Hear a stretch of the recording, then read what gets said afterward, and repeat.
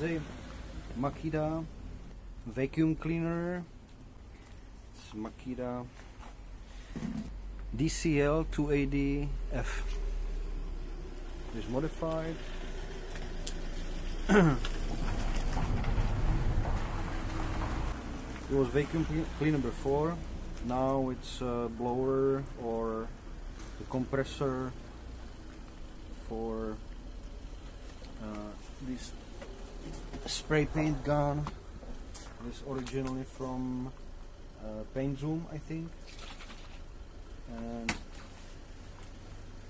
it worked perfect.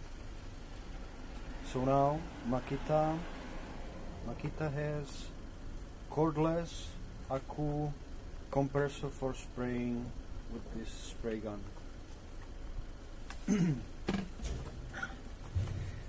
Here is the epoxy on this side because it would blow the air from the other side, and this side I modified with the outlet.